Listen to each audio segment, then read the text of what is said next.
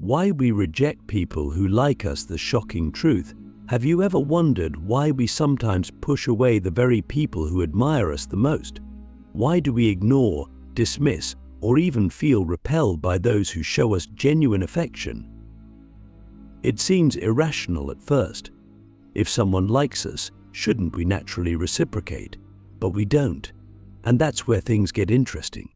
Because buried in this strange behavior is a deep, hidden truth about human nature, self-worth, and the way we construct our relationships. If you've ever been on either side of this, liking someone who pulls away, or feeling repelled by someone who adores you, you know how frustrating and confusing it can be. And that confusion is not just personal. It's universal. It's something philosophers, psychologists, and even evolutionary scientists have grappled with for centuries. So let's dive deep. What's really going on here? At first glance, the answer seems simple. We want what we can't have. We're drawn to challenge, to mystery, to the excitement of the chase. But this explanation barely scratches the surface. If it were just about difficulty or scarcity, then why do some people still reject those who are genuinely attractive, intelligent, and kind just because they're too available? The real answer lies in something far more profound: the way we perceive our own value. Imagine this: you have a certain idea of who you are.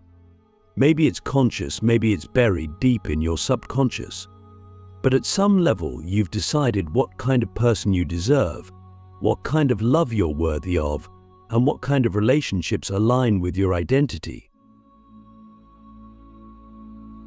And here's the shocking part: if someone likes you and they fall outside the category of what you believe you deserve, your mind rejects them not because there's something wrong with them, but because they don't fit your internal script. Ask yourself, how do you determine the value of something? Is something precious because it's rare, or because it meets a certain personal standard? Now, apply that to yourself. If someone likes you too much, and you don't see yourself as someone worthy of that much admiration, what happens? You feel uncomfortable, maybe even suspicious. Why do they like me so much? What's their angle? Are they desperate? Do they not see my flaws? Click subscribe to this channel to get more profound insights. Deep down, there's a disconnect. If their affection surpasses the level at which you see yourself, you subconsciously assume they must be mistaken. And if they're mistaken, then their judgment is flawed.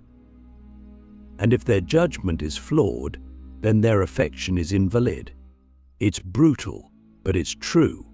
This phenomenon is why people who struggle with self-worth often reject the healthiest love available to them. Because deep inside, they don't believe they deserve it. But let's flip the script. What if you're the one being rejected? You like someone. You show them kindness, admiration, maybe even love.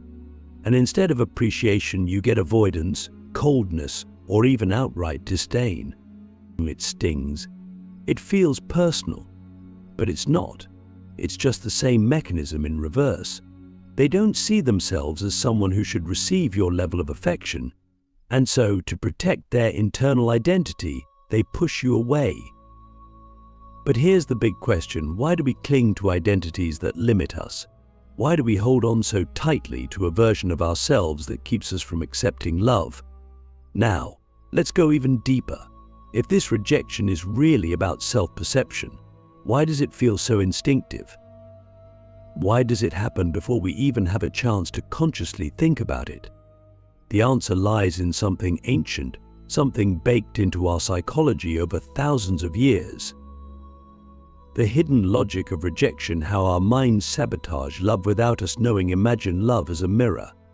When someone likes you, truly admires, respects, and desires you, they are, in essence, holding up a reflection of how they see you. But here's where things get complicated. If the image in that mirror doesn't match the way you see yourself, your mind reacts not with gratitude, but with resistance. This is why rejection often has nothing to do with the other person's attractiveness, intelligence, or kindness. It's about internal alignment.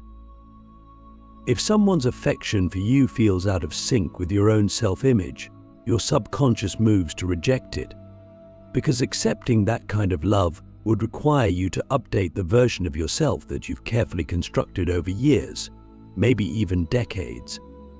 And that's terrifying. Why? Because identity is stability. Our brains crave coherence, even if that coherence is built on self-limiting beliefs. If you've spent years believing that you're only worthy of lukewarm interest, casual affection, or even neglect, then suddenly being faced with deep, intense admiration feels wrong. It feels like something is off, like an error in the system. This is why so many people chase after those who don't reciprocate their feelings while rejecting those who do. Not because they enjoy suffering, but because the chase reinforces their existing self-image. I have to prove myself. I have to earn love. Love is something I struggle for. But when someone simply offers love, no games, no barriers, no conditions, it contradicts that internal script, and instead of embracing it, the mind panics. Have you ever felt this? Have you ever met someone who was good, kind, and genuinely interested in you? But instead of feeling excitement, you felt uneasy, maybe even irritated. This is your subconscious protecting its version of reality. And it gets even deeper. What if I told you that sometimes we reject people who like us not because we dislike them, but because we fear who we would have to become if we accepted their love? Think about it. Some relationships don't just give us love, they demand that we evolve. They call us to step into a higher version of ourselves, one that is more open, more vulnerable, and more willing to be truly seen. And that level of exposure is terrifying. Because love, real love, isn't just about receiving affection. It's about being known, fully. And for many of us, that level of visibility is unbearable. We would rather chase people who don't want us because their rejection confirms our familiar self-doubts than accept love that forces us to confront those doubts head-on. So here's the real question. What if the love you've been pushing away is actually the key to your transformation? What if the very thing you fear being fully seen, fully valued, is exactly what you need to grow? And more importantly, what would happen if you stopped rejecting the love that challenges you? Because the truth is, the people who truly like us, the ones who see us clearly and still choose to care, are often the ones we need the most.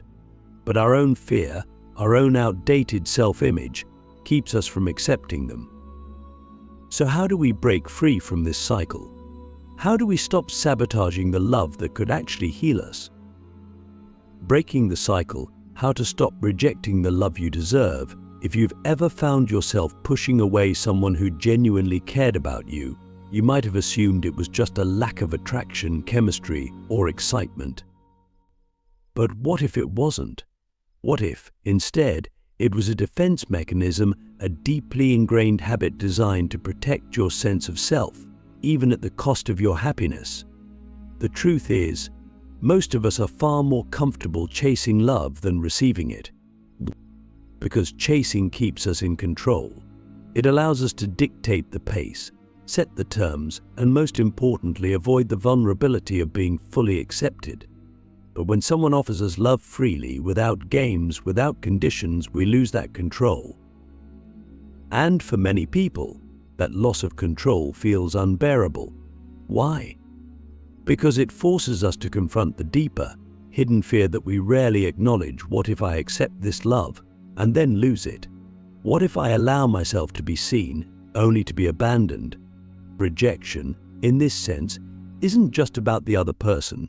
It's about self-preservation. If we reject first, we avoid the pain of being rejected later. If we never fully accept love, we never have to face the possibility of losing it. But here's the paradox: in trying to protect ourselves from pain, we create it. In rejecting love, we guarantee the loneliness we were afraid of in the first place. So how do we break this cycle? The first step is awareness. recognizing when your instinct to pull away is based on fear rather than truth. Ask yourself, am I rejecting this person because I genuinely don't connect with them, or because their love challenges my self-image?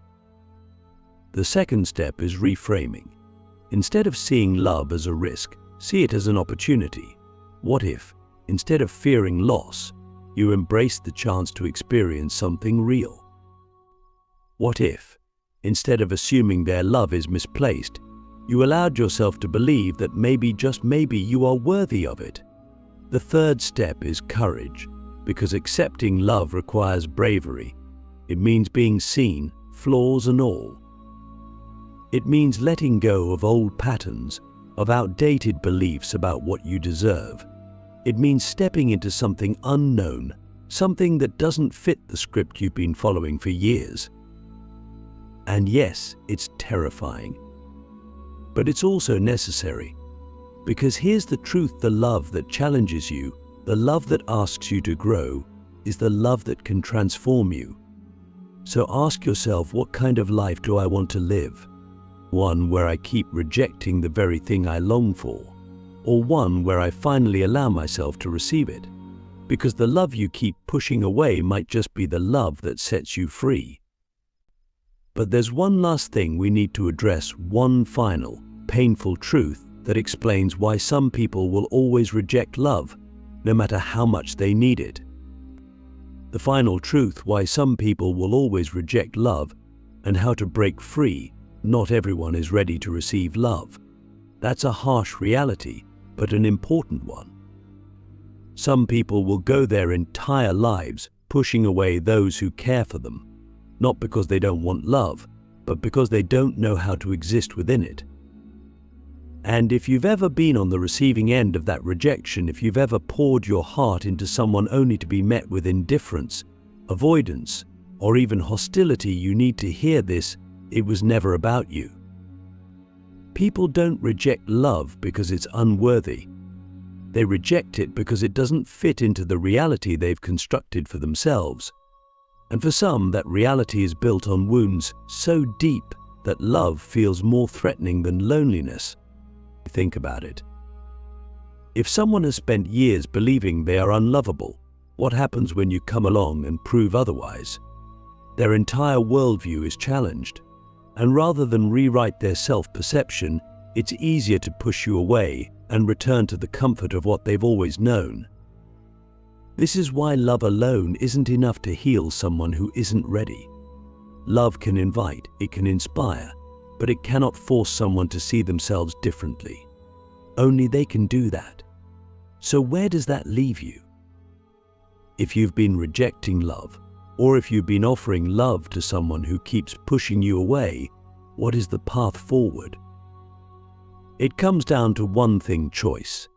You can continue living in the cycle of rejection, avoiding what challenges you, clinging to familiar pain instead of stepping into the unknown. Or you can choose something different. You can choose to believe that you are worthy of love, not just any love, but deep, real, transformative love.